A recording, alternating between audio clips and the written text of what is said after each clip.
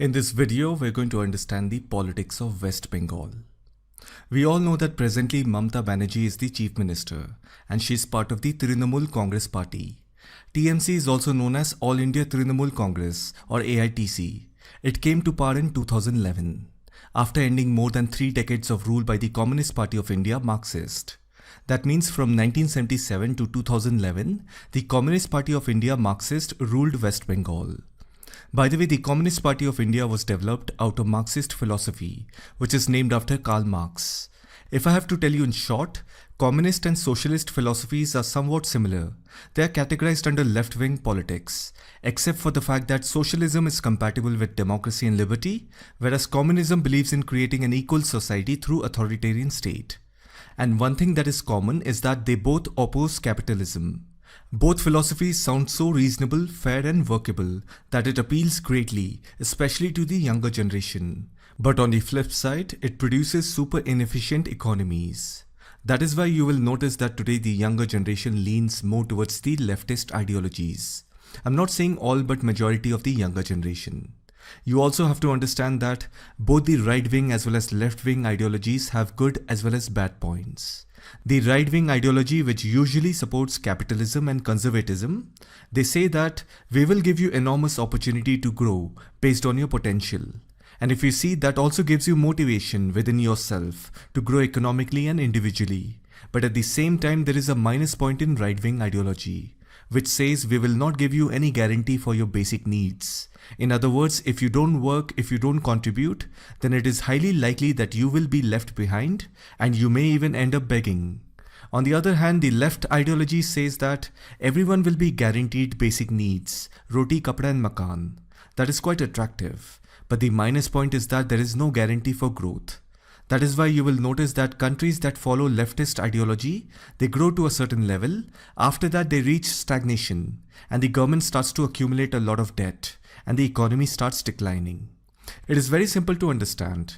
If you look at the human psychology, the moment your basic needs are covered, you don't settle there. That means that is not the final goal. Human brain is ambitious and it wants to reach its highest potential, and that cannot be supported through leftist ideologies.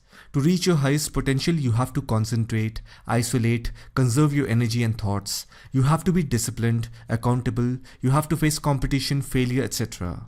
You see, all these are hard work. They are not at all attractive. It talks about duties and not rights, totally opposite of left-wing ideologies. So this is the fundamental difference between left and right-wing political, social and economical ideologies. Now you have to understand this.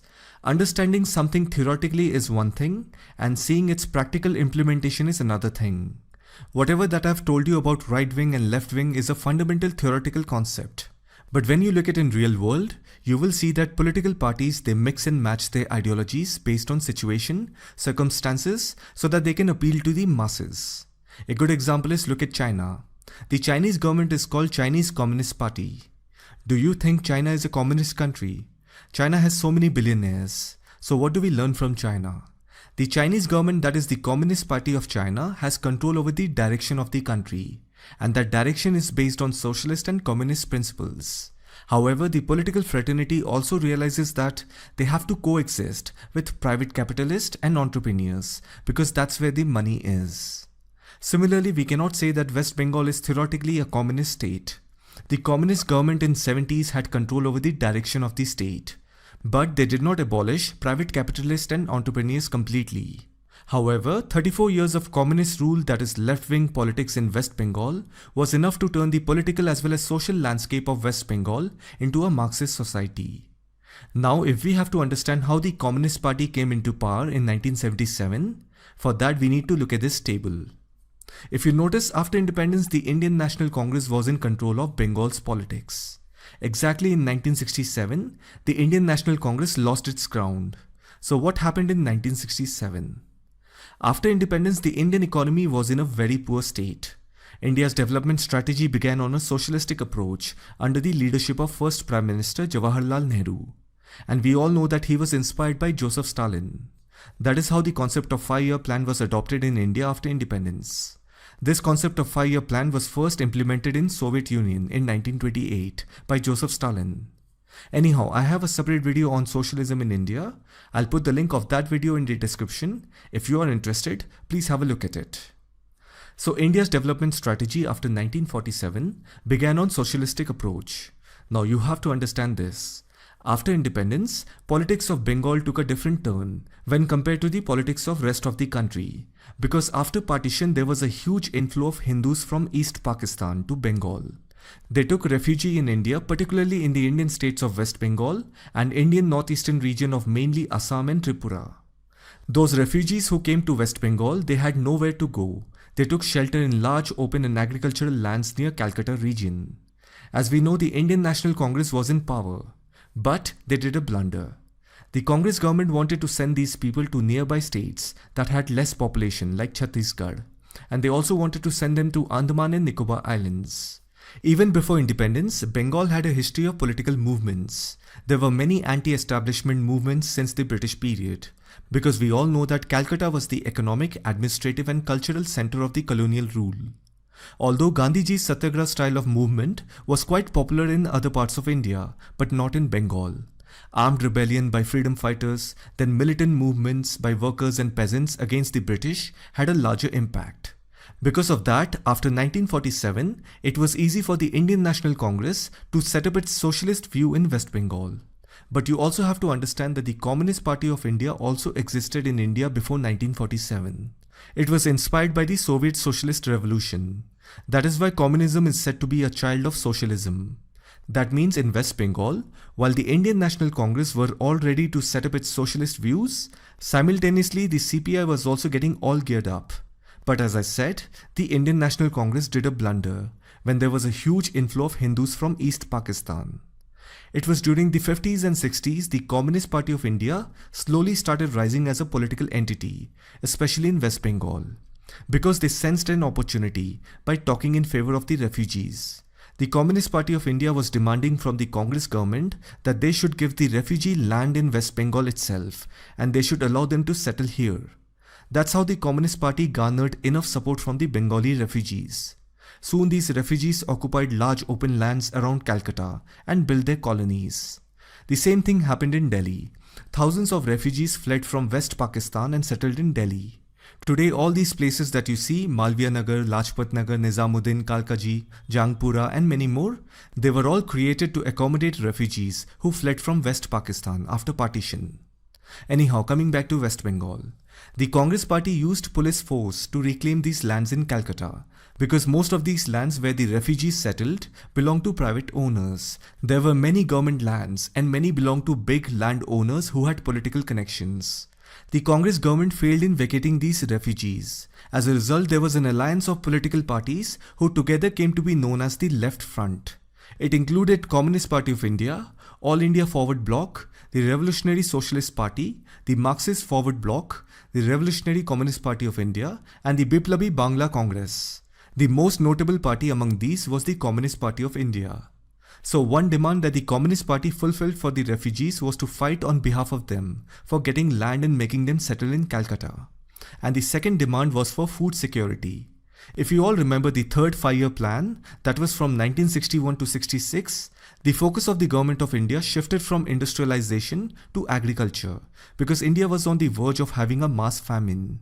You must remember this. From 1960 to 70, India fought 2 wars, one with China and one with Pakistan, and faced one severe famine. By the way, if you remember 62 India-China war, the Communist Party of India supported China and many of their members even said donating blood to Indian Jawans was anti-party activity. With this, you can imagine how much the Communist Party of India looked up to China for ideological guidance. And that created serious differences within the Communist Party of India as to which path to be followed for Indian revolution. That is when in 1964, the Communist Party of India was finally divided into 2. One is the Communist Party of India, the original ones, you can call them rightist, and the other one is the left-leaning Communist Party of India, Marxist. CPI right followed the Soviet path and joined hands with the then ruling party, the Indian National Congress. But then CPI Marxist opposed this. So the Communist Party of India Marxists started a movement in West Bengal and mobilized thousands of people from rural areas of West Bengal to the capital city of Calcutta to raise their voices and demand for food security against the Congress government. the Congress again did a blunder and used police force against Bengali protesters. Many died and many suffered injuries, and that's when the left became a powerful opponent against the Indian National Congress. In 1966, the Bangla Congress Party was formed through a split in the Indian National Congress. The Bangla Congress Party formed a coalition government with the CPI Marxist in 1967. I want to point out one more thing, that all these refugees who came from East Pakistan, they were mostly educated middle and lower middle class people. So when the CPI Marxist helped them to settle in West Bengal, all these refugees became loyal to the CPI Marxist and their ideology. Since most of them were educated people, they all helped in spreading the communist ideology among other sections of the society as school teachers, workers and peasants. Now in 1971 election, the Indian National Congress was back in power. It was mainly due to instability of the previous government. In between you can see that twice the president's rule was imposed. Although many even believe that the Congress government did some conspiracy, because even in the center, the Congress party was in power. So there was a popular belief that the Congress must have imposed the president's rule as per their political planning. That is why when Bangla Congress came to power in 1967, with the help of the left, they were in power for few months. After that, Prafulla Chandra Ghosh became the chief minister from an independent party. Prafulla Chandra Ghosh was also the first chief minister of West Bengal. He was then part of the Indian National Congress. So basically he was the chief minister in two West Bengal governments.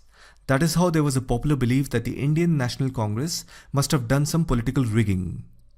But anyhow, 1967 was also the year when the Naxalite movement started in West Bengal. It started in Naxalbari block in Siliguri. In 1967, when Prafulla Chandra Ghosh became the chief minister for the second time, but he represented a different government, not the Indian National Congress. He was the chief minister for only 1 year. In the following year, that is in 1968, the central government of India had imposed president's rule in West Bengal. Why? Because there was an uprising among the peasants in a small village named Naxalbari in Siliguri, West Bengal in the year 1967. This uprising was supported by certain section of the CPI Marxist leaders led by Charu Majumdar, Kanu Sanyal and Jangal Santhal. So in simple words, if I have to tell you how the Naxal movement started, it began as a peasants movement who worked on tea plantations. They were exploited by the landowning classes and the money lenders. This kind of rebellion was nurtured by the members of the CPI Marxist party. This incident had ignited a fire in the hearts of both the Bengali urban youth as well as rural masses. In the next few months, similar movements became common in different parts of Bihar, Jharkhand, West Bengal, Odisha, all the way till Andhra Pradesh and Maharashtra. Many urban youth of India, especially the educated ones, plus who belonged to the privileged section of the society, started getting inspired from this revolution. They saw this Naxalbari incident as a revolution that would change the society and compared it with their parents' generation who fought against the British atrocities. And that's how many students in Calcutta, Delhi, Bihar, Jharkhand, West Bengal, Odisha, all the way till Andhra Pradesh and Maharashtra left colleges to join the Naxalites. Naxalites took over Jadavpur University and Calcutta University. Presidency College in Calcutta and St. Stephen's in Delhi became hotbeds for Naxalite activities. So it was the CPI Marxist who gave fire to the Naxalbari movement. But in 1969, CPI Marxist-Leninist party was formed by the radicals within the CPI Marxist party, following the Naxalbari peasant revolt in West Bengal. This new CPI-ML party were in support of armed revolution and were against participation in the electoral process, and soon they were called as Naxalites. Their leaders were Charu Majumdar and Saroj Datta, both of whom had belonged to the CPI Marxist party. The CPI-ML party got further split into many groups. Generally, separations in a party happen because of weak leadership and personal ambition of every politician. CPI was a victim of the same. Every big and small leader in it wanted to become the head, and being in same party, they couldn't have done that. Hence, they separated in many. Up till 1964, Indian Communist movement was actually united in Communist Party of India, who owed their allegiance to the Soviet Union. But due to the Nehruvian welfare state and reformist policy, struggling people got many rights and better status. And if you see, Communist Party actually worked for the poor, middle class, peasants and workers. But on the other hand, India followed the socialist path after 1947. So Nehruvian socialism was all set to close the communist shop. Now the Communist Party had to do something to appeal to the people. That is how many politicians within the Communist Party of India, out of personal ambition or opportunity, created different political parties within the Communist Party. That is how CPI Marxist, CPI Marxist Leninist, and other communist parties in India came into being. Later in 2004, CPI Maoist also emerged, which was later designated as a terrorist organization in India. So all three of them have become orphans now, as their leaders have passed away. As you know, Soviet Union has crumbled in 1991.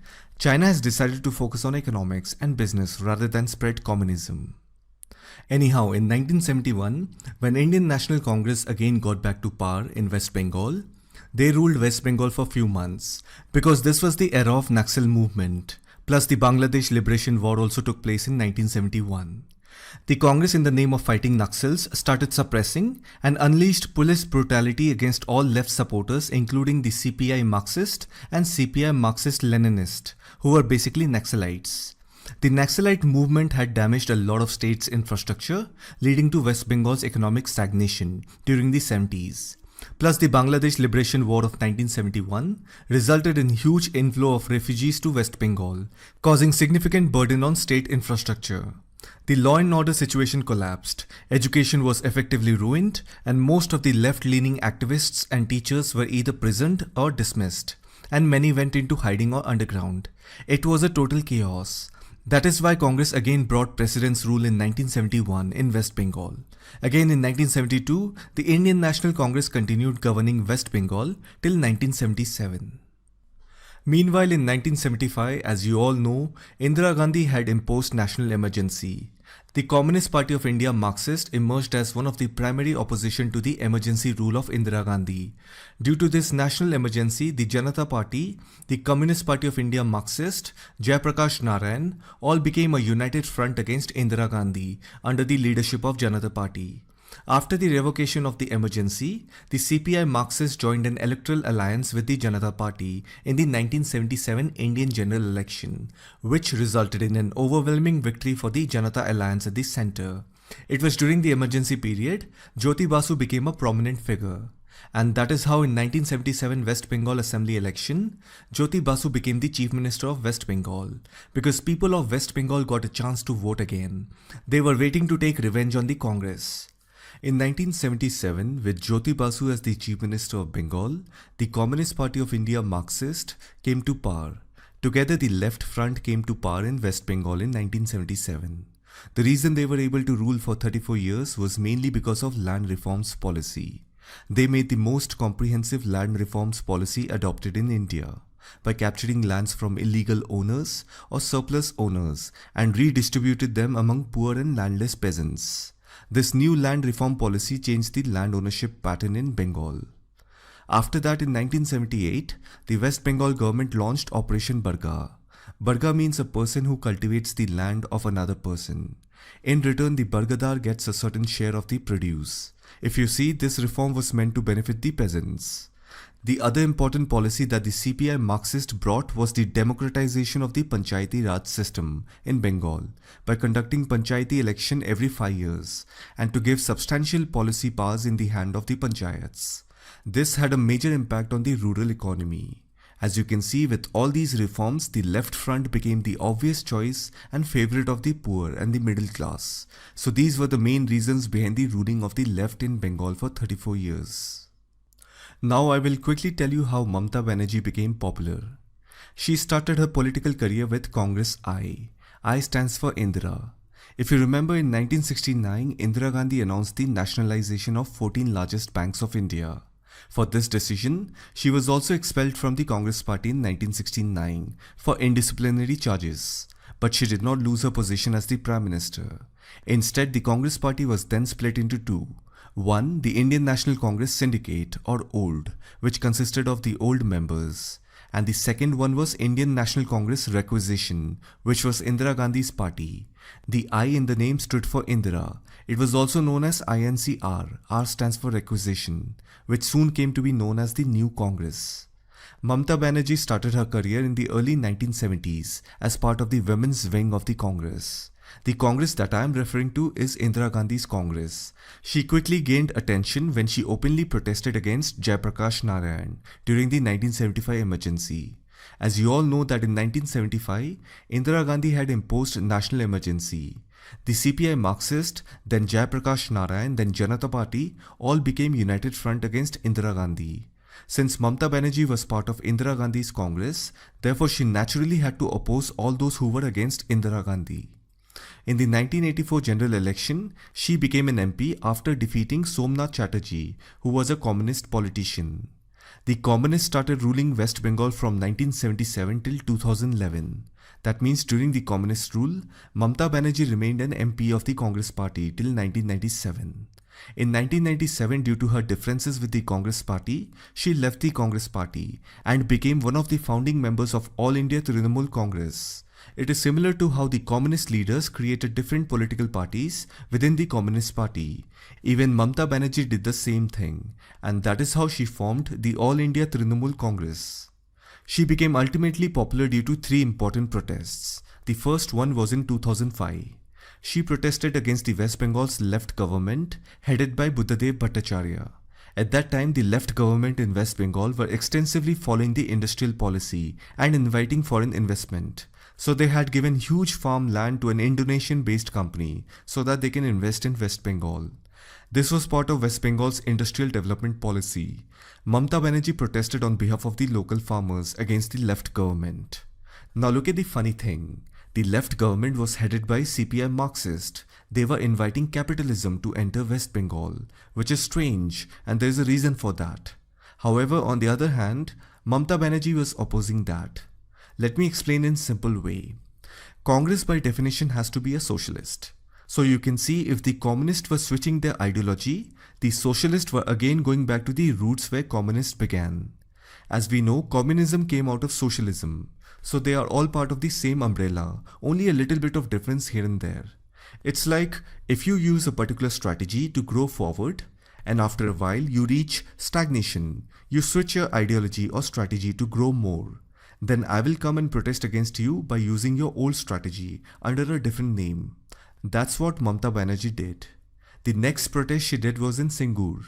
Singur is a small town in Hooghly district. You all know the famous Tata Nano Singur controversy. In 2006, Mamta Banerjee protested against Tata Motors.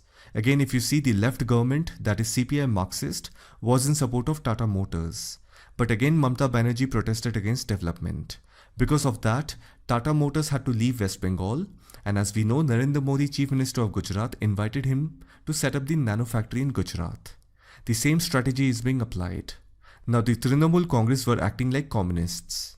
The third protest was Nandigram protest.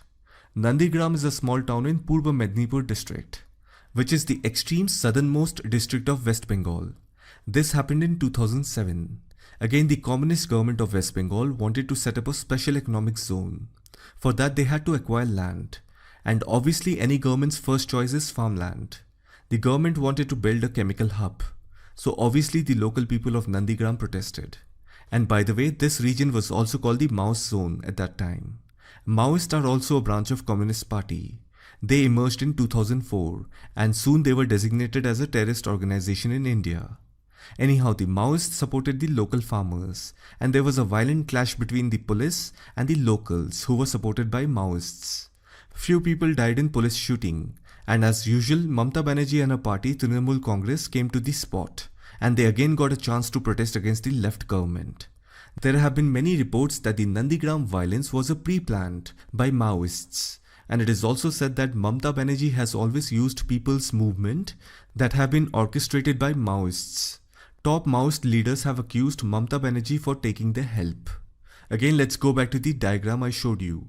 If a political party uses a particular strategy to grow forward, and after a while when they reach stagnation, they switch their ideology or strategy to grow more, then another party will come and protest against the ruling party by using their old strategy under a different name. And what if this new party is getting help from an external force, which is an anti-state element? Although I don't have any direct evidence, but there have been many news reports that you can look up. You can only imagine what kind of politics is being played. In 2008 local elections, Nandigram voted against the left government and All India Trinamool Congress gained control of the town. Then in 2011 State Assembly election, Chief Minister Buddhadev Bhattacharya lost his seat and the left front lost power after 34 years. Mamata Banerjee and the All India Trinamool Congress used the Singur and Nandigram issues and their slogan Ma Mati Manush in their campaigns and came to power. And now Mamata Banerjee has been the Chief Minister of West Bengal for 10 years. West Bengal is now having its general elections. The present Chief Minister has to face strong opposition from the Bharatiya Janata Party. Since 1947, West Bengal has been a ground of socialism, then 34 years of communism, after that 10 years of socialism and a little mix of communism. Overall, if you see, West Bengal has been ruled with leftist ideology since 1947. Now the BJP is pitching for development. Not only for development, it is also pitching the idea of nationalism by safeguarding the border states from illegal migration and insurgency. Because the fact of the matter is, Bangladesh shares its border with the Indian states of West Bengal, Assam, Meghalaya, Tripura and Mizoram. Ever since the partition, there have been successful waves of migration from present-day Bangladesh to India. Bangladesh was formed on 26 March 1971. Even before that, many migrated from East Pakistan to India. And after 1971, when Bangladesh was formed, illegal immigration from Bangladesh to India continues, which includes both refugees and economic migrants. If you look at the last 4 censuses of India, from 1981 to 2011, you will see a reasonable increase in West Bengal's population. Most of them have settled in states along the border with Bangladesh. And of course, many have also moved to other parts of India. The ones who have settled in the border states have proved to be a huge challenge for India, both in terms of its local resources and national security. This is also the reason why many of the locals in northeastern part of India have an insider and outsider feeling, which has often created communal tension between the two sides. For example, in Assam, the presence of large number of illegal immigrants from Bangladesh and former East Pakistan has led to the creation of Assam Accord in 1985. The accord states that all foreign nationals who had entered Assam after March 25, 1971 are to be detected and their names have to be deleted from the electoral rolls and they have to be deported back to Bangladesh. Even Bangladesh has not taken any effective measures to control the flow of its people into India. Even the communist government in West Bengal did not do anything regarding illegal immigration. Hindus were coming to India due to religious persecution and political pressure. But then majority segments of Muslims came to India for different reasons and purposes. When Chief Minister Jyoti Basu was asked about this issue, he said, "I don't see any difference between the poor and middle class of India or Bangladesh." Being a communist, you can expect that kind of a reply. But then as a Chief Minister, he also did not have any concern regarding illegal immigration or nation's internal security. And that's how people kept coming. As a result, today if you see many districts of the Jalpaiguri division, Malda division and Burdwan division are heavily populated by Muslims. In 2019, when Sheikh Hasina became the Prime Minister of Bangladesh, again she got re-elected in 2014. During her tenure, she did a lot in controlling illegal migration and cracked down on many terrorist organizations who did cross-border insurgencies. Because of that, almost every extremist or jihadist organizations in Bangladesh have shifted their centers in India, especially in the border states of India, in order to destabilize the eastern region. So all these places today have become the center point of radical Islamist activities in West Bengal. They have received direct as well as indirect support from 34 years of communist regime and also from the TMC government. अगर इसे हिंदी में कहना है तो मौजूदा सरकार ने भी फैसिलिटेट किया, उनको हेल्प भी मिली और उनका इस्तेमाल भी किया. That is why you must have also seen that most of the left-wing ideology, when I say left, it includes socialist, communist, liberals, they have no difficulty opposing Hindu nationalists, Buddhist monks or capitalists, but they can't take firm stand against Islamists. What you see in West Bengal, you will get to see in Jammu Kashmir as well. Before abolishing Article 370, Mehbooba Mufti, Omar Abdullah, they belonged to left-leaning Indian political parties, and Pakistan used to do proxy war with India, where so many of our soldiers die every single day. And everyone knows China supports Pakistan on Kashmir issue. These left-leaning parties in Jammu Kashmir never condemned Pakistan. They always spoke in favor of them. Anyhow, coming back to West Bengal, the Jalpaiguri division, Malda division and Burdwan division have become center point of radical Islamist activities in West Bengal. The 2014 Burdwan blast is a classic example. The NIA have arrested militants from Jamaatul Mujahideen Bangladesh. It is a terrorist organization. Today it has set up permanent bases in eastern states with an aim to destabilize India. So if we see more than politics, it is a matter of internal security. At least the state governments of the border states have to be ultra vigilant and have to give respect to the inputs coming from central intelligence agencies instead of always blaming the central government. Plus, you also have to understand the geostrategic importance of West Bengal. If you look at the Siliguri corridor, it is barely 25 kilometers wide and it connects Indian mainland to the states of Northeast. This narrow strip of land is popularly known as Chicken's Neck, and it poses a major defense challenge for India. Today, as you know, the Chinese army continuously patrols near Arunachal Pradesh border, posing a threat to India. The Siliguri corridor is strategically important and highly sensitive territory, as it remains the only bridge between the 8 northeastern states of India and the rest of the country. To its south, you have the Bangladesh border, and then you have Nepal border to the north. As you know, Nepal is also not showing much cooperation these days. China has been active in Nepal and has invested hugely. Due to that, Nepal is not showing much cooperation to India. And then I have also showed you how there has been a drastic increase in Muslim population, especially in Jalpaiguri and Malda division of West Bengal, and also in eastern Bihar. And then Jamaatul Mujahideen Bangladesh, the terrorist organization, has stronghold in northwestern part of Bangladesh. Just imagine, if this Siliguri corridor is somehow blocked by the militants or anti-state elements, or let's say the Chinese military, that will cut off Indian supply to the northeast region in case of any war. The Chinese government is aware of this. However, the West Bengal government from 1947 did not pay any attention to the geostrategic importance of West Bengal. Or maybe they knew about it, but did not want to do anything about it, because they wanted to build their vote banks by appeasing large number of Muslim immigrants who are residing in northern districts of West Bengal. So as I said, BJP is contesting in West Bengal on the idea of development and nationalism. And on the other hand, Mamta Banerjee is pitching the slogan, Daughter of Bengal. So basically she is playing the insider and outsider game. Apart from BJP and Trinamool Congress, the CPI, Marxist and the Congress are also fighting the election with limited political gains. But the main political fight is between AITC and BJP. In case AITC struggles to find majority, please don't be surprised if Congress and CPI Marxist join hands with AITC. So let's see what happens. But anyhow, I hope you have understood the history of West Bengal politics.